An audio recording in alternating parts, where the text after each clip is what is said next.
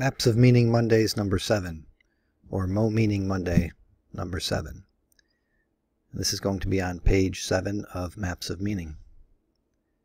Very interesting page with a very lengthy quote by Nietzsche, which many people are now familiar with, and you've probably heard it several times, and now you're going to hear it again because I read each page we cover every week.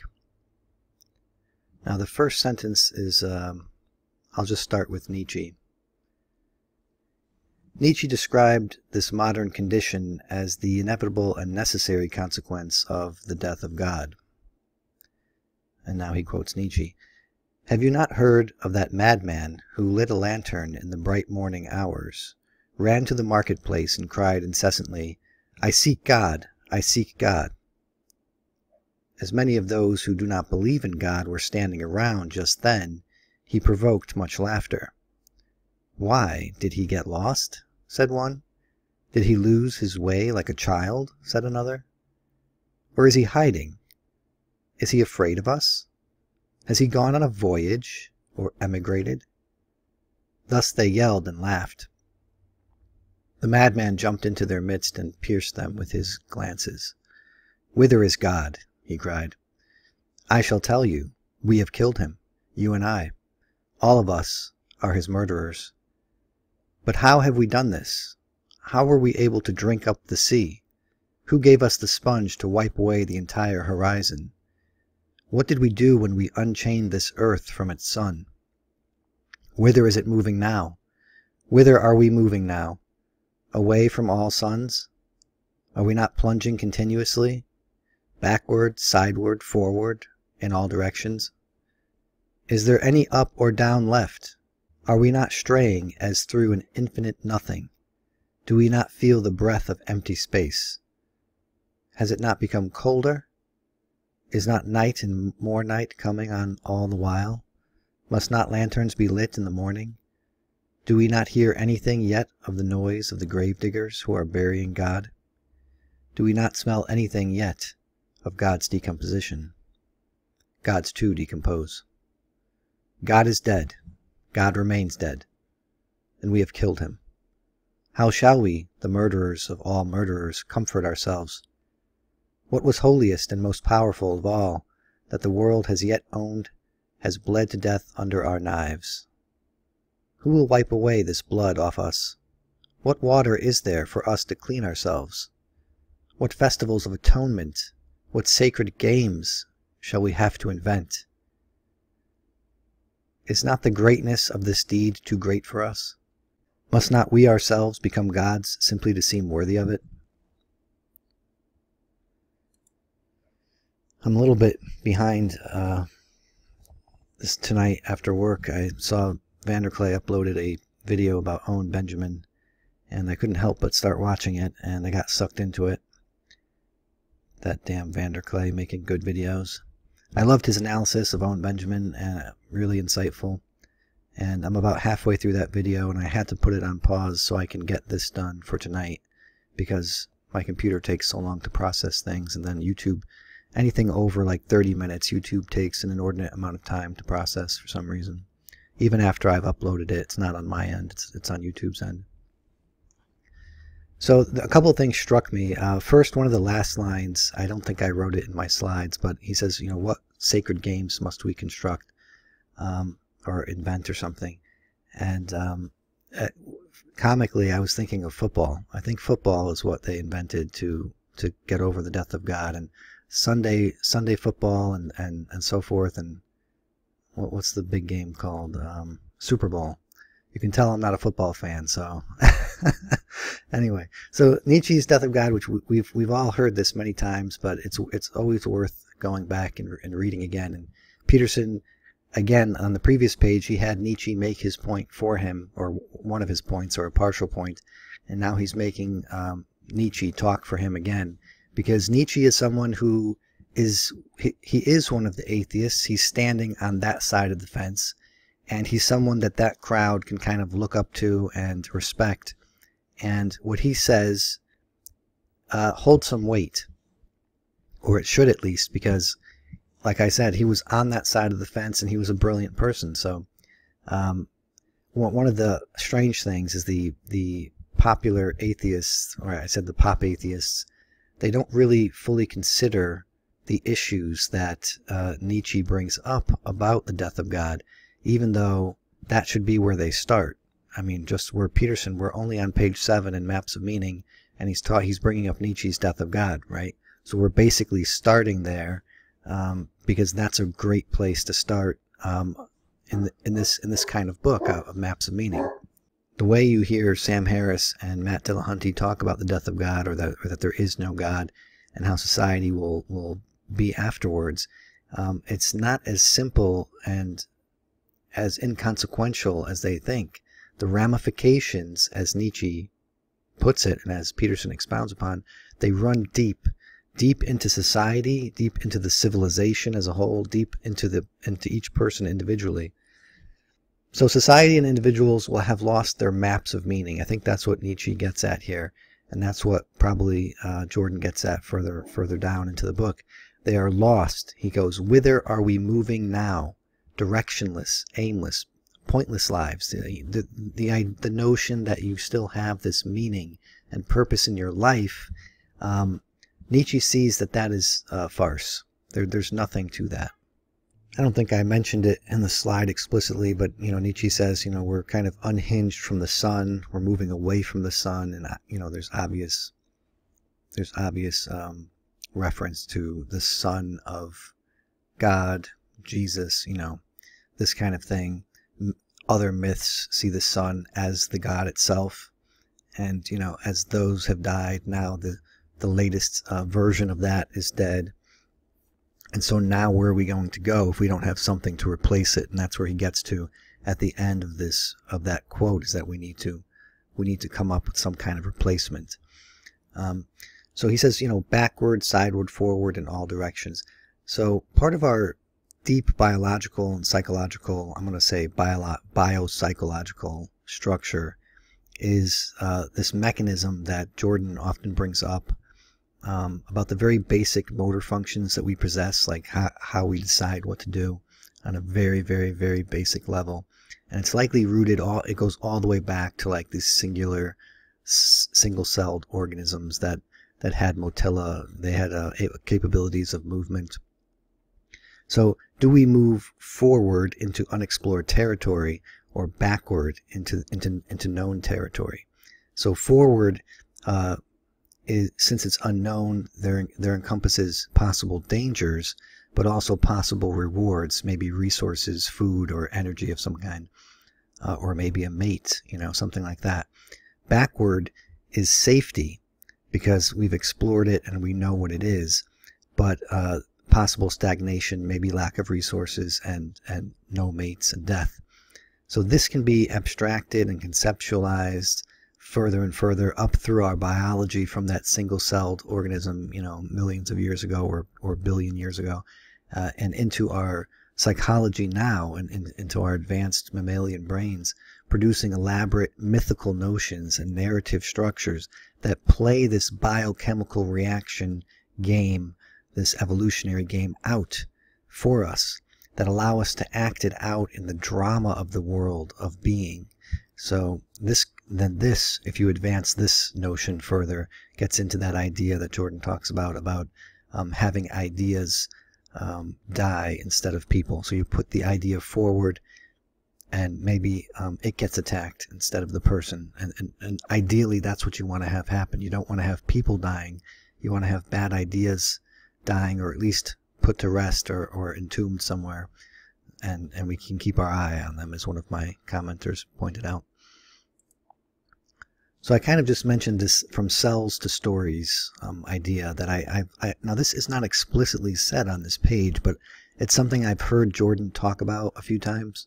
So I'm sure you've probably heard it too, but I think it was worth mentioning because maybe he gets into it further on in the book. I'm not sure, but so the cellular life that acted and survived sort of hardwired that action into its being, what we might call the genetic being. It's genetics, right?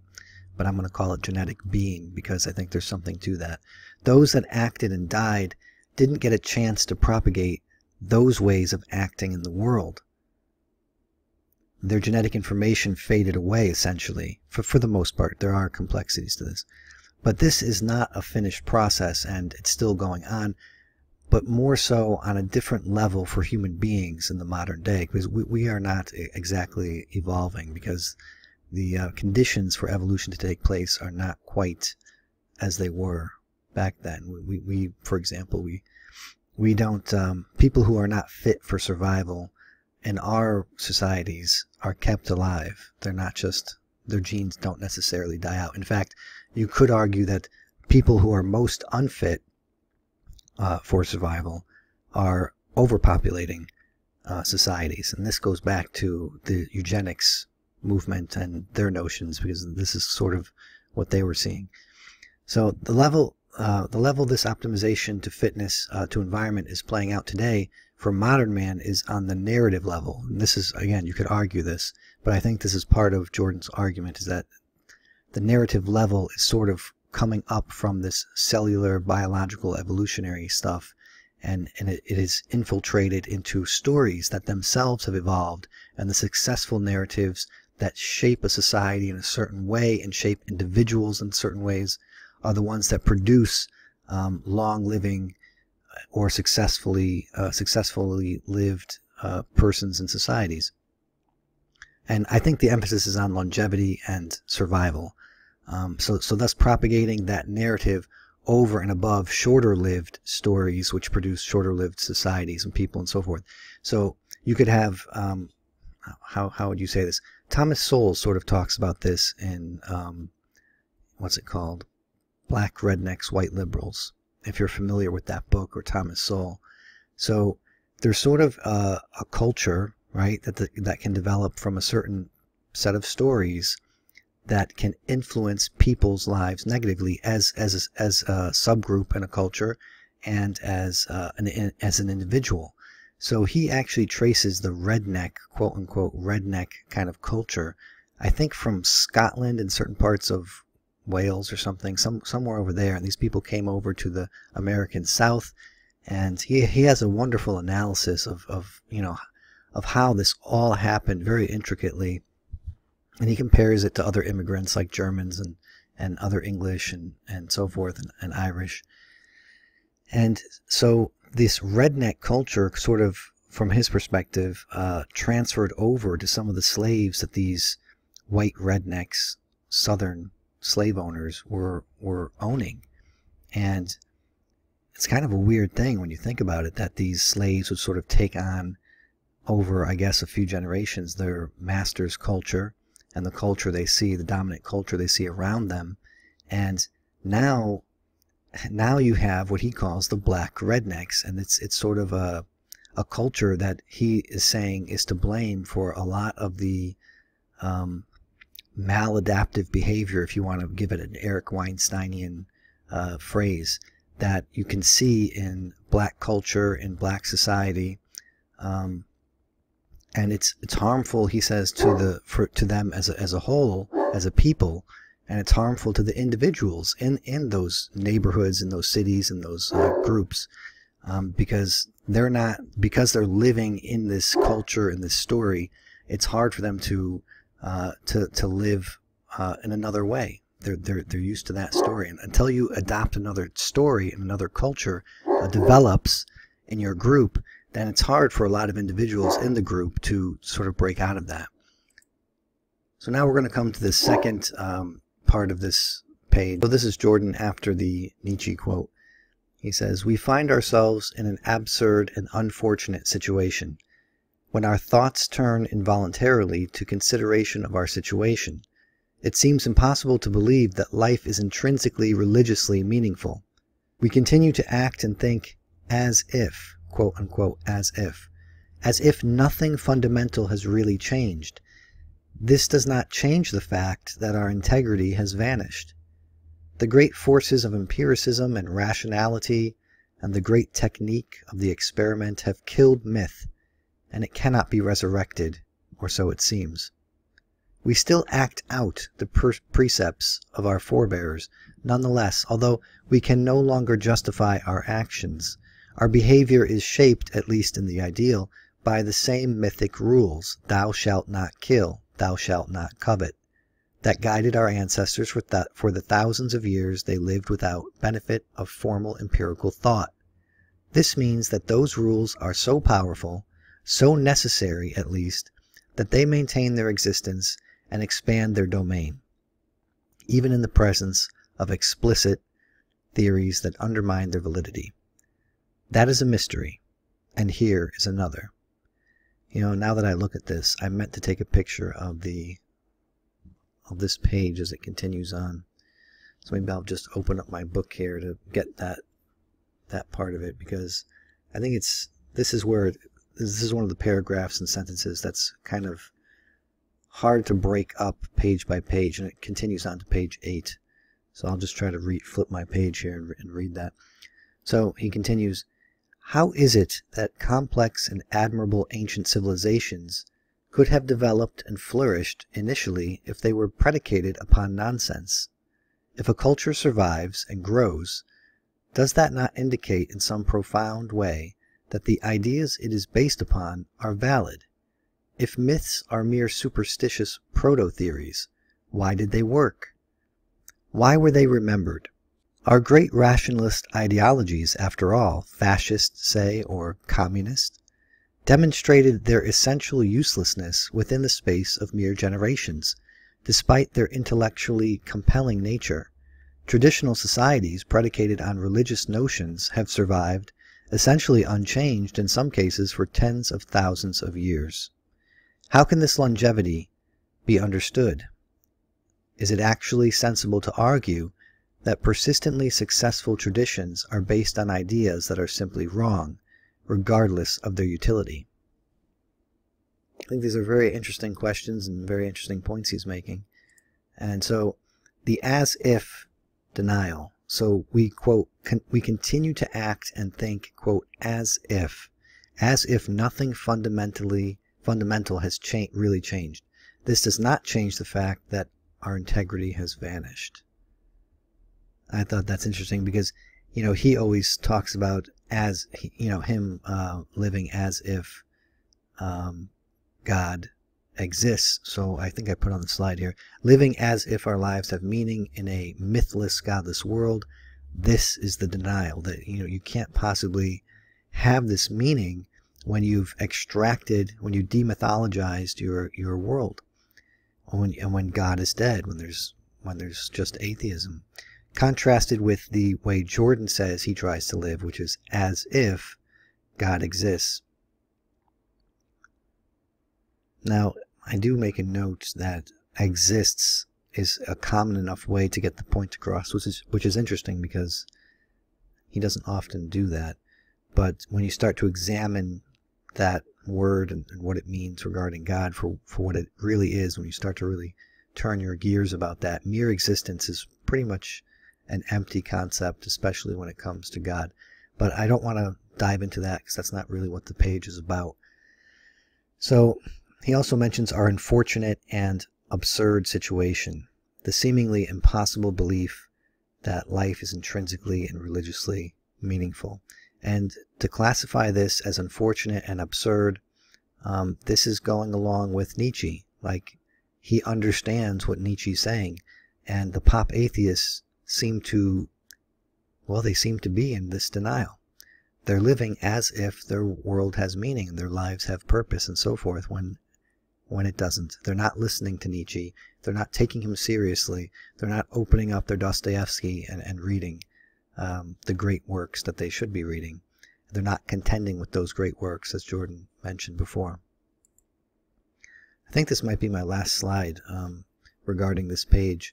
And this is, again, getting just a little bit of how I'm thinking about the page, not necessarily going over the page exactly, but there are some interesting notions here. And so we don't know what is, quote, good for the survival of a civilization. So Sam Harris and the pop-atheists and so forth, they will argue that religion is a bad, this is something we're gonna excise this from our civilization, and rationality is the good. And so we're going to increase that, decrease one, increase the other. We're going to move these dials. We're going to adjust the dials on our civilization until we get something much better. We're going to reduce suffering or increase well-being, or whatever Sam Harris says.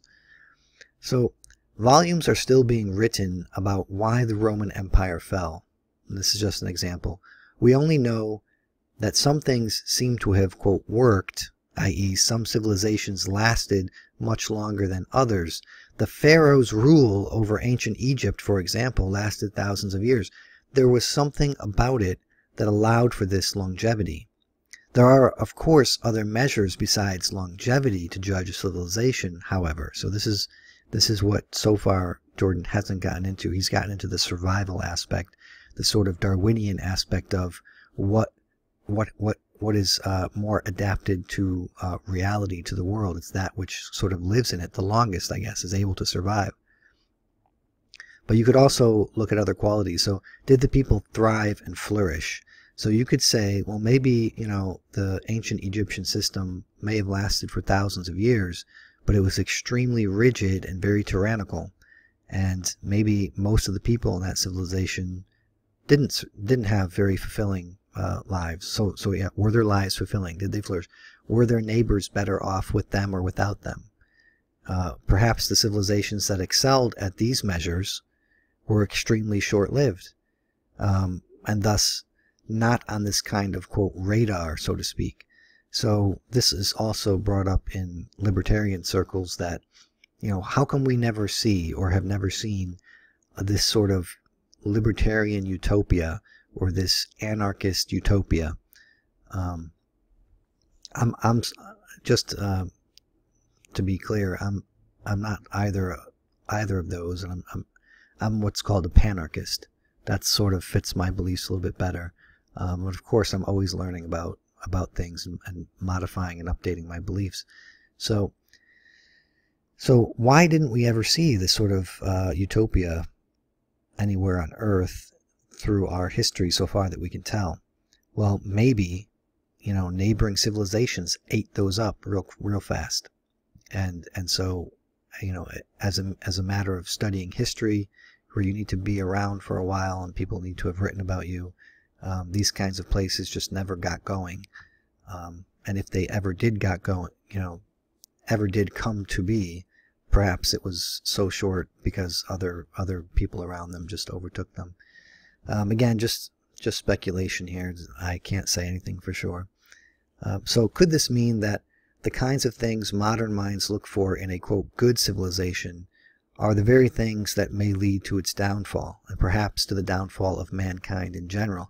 So here's where I'm trying to get at, and where I think Jordan's getting at this. The placement of rationality above all else seems to be the good that we're saying that we need to increase in our civilization, and the irrational, the stuff about religion, we need to decrease and get rid of it. So, I think Peterson's point is that rationality where becomes God, right? And so now you start to rationalize anything, and it turns out that, in such systems where you may have a whole bunch of utopian ideals, it turns out that the man at the top, or whoever's at the top, ends up being like God, and he starts to be tyrannical, and what he says goes, and so forth, and you end up with sort of a hell on earth. And you've seen this. What's interesting about this is, you can't really conduct an experiment regarding the shaping of civilizations and how ideologies sort of work their way through a civilization and what the outcome is. We don't really have the means to conduct those kinds of experiments yet, although I think with more and more powerful computers we'll be able to run some kind of interesting simulations along the lines of the simulation theory or hypothesis that Elon Musk and Scott Adams talks about. And in that case, we might be able to run such simulations and see what would happen. But we have something else in our history, is that what's really cool, if you want to think of it this way, is North and South Korea. So when an ideology like communism came into a particular place like Korea, and now we know it as divided, but when it was unified, these are the same people. These are the same. They share a similar culture. Similar language, and everything's the same about them. Let's just say that they're as similar as you can get. It's not like comparing what might you compare? Well, the old comparison, let's say, between the Soviet Russia and America. You might say, well, look, the cultures are completely different, and the people there's a lot of important cultural differences, so maybe you can't compare them. But you can certainly compare North and South Korea, and you can see what the communist ideology did to the North, and you can see what more freedom did to the South. And you can even see it from space. That's the crazy part, right? Anyway, I think, this sort of fits in, though. It's about the story that you use to shape your civilization, how it affects the civilization as a whole, as a great entity, then the societies within it, and then the individuals that make up those societies. So one may look to the United States, for example. Oh, well, I forgot. My point about going into that is that, so we value rationality, we're saying as modern minds, to put that at the top of the hierarchy, and what that might establish is hell on earth, and it might actually turn out to make mankind in general extinct from the planet. So it might not be a good survival technique from a Darwinist perspective, as Jordan Peterson tries to bring up. So one might look to the United States as a possible civilization that has balanced various variables in order to achieve some kind of success here. Yet we have had slavery, right? We've had a whole bunch of racial things since slavery, like Jim Crow and so forth. We've dropped atomic bombs. We're the country that used atomic bombs, and yet we don't anymore. And I think this is where you have to look at two sides of the coin, and this is where you have factions and ideologies in America. They will tend to emphasize and only look at one side. So yes, we have a horrible history. There are horrendous things that have happened and still happen, right? But we also have methods to correct where we go wrong. And I think that's the other side of the coin that you have to look. Now, you can't just look at one side and say, well, we're perfect, we have everything right, we have all of these checks and balances, and the idea of freedom runs from the beginning to the end of our nation, and so forth, and no one is really being hurt right now. But that's one side. If you only look at that one side, you're probably going to go astray. So you have to also consider the other. If you want to have a clear vision, clear sight of reality, there's two sides to the coin, and it looks as if, so far as that I can tell, we have a system that was not meant to be the perfect system. And this was perhaps the genius of it, is that they knew they could not build the perfect system, but they could build a system that self-corrects. And the idea was, how can they have a mechanism for self-correction that actually works the way that actually corrects the system, instead of leading it to more tyranny or endless chaos. So how can you balance that? And so this is, I think, what they were trying to do, is not to create a great or perfect system, but to create a system that corrects itself.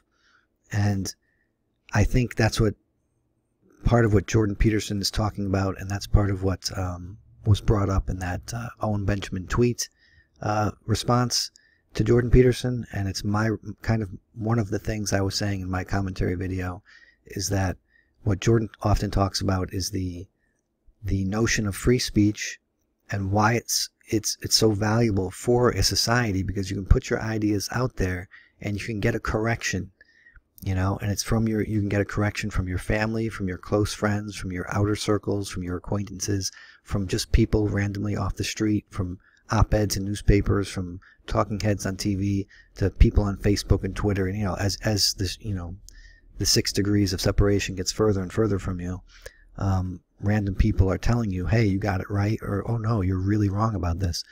And so then you can think about it, and you can say, maybe I do have it wrong, or oh, I guess I do have it right. My notions are confirmed. So I think that's the last slide I have on that page. And so now here is the full page again. I'm going to skip reading that whole Nietzsche quote, because you've probably heard it several times. And here's the last page that I kind of just read anyway.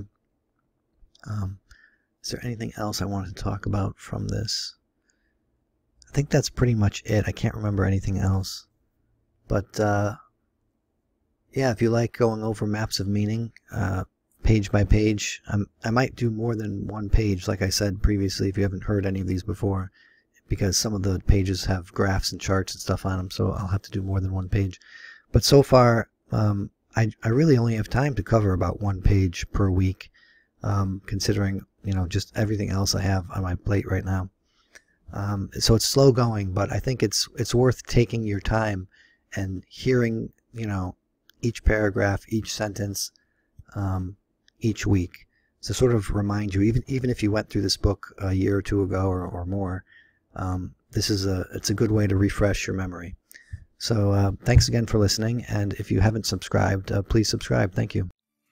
Well, there's a guy who's got a little YouTube channel, and I've been sending a lot of people his way, Node in a Network, and he's basically been reading all of the stuff in the footnotes of maps of meaning, where we're all sort of plugged in as like nodes on the network.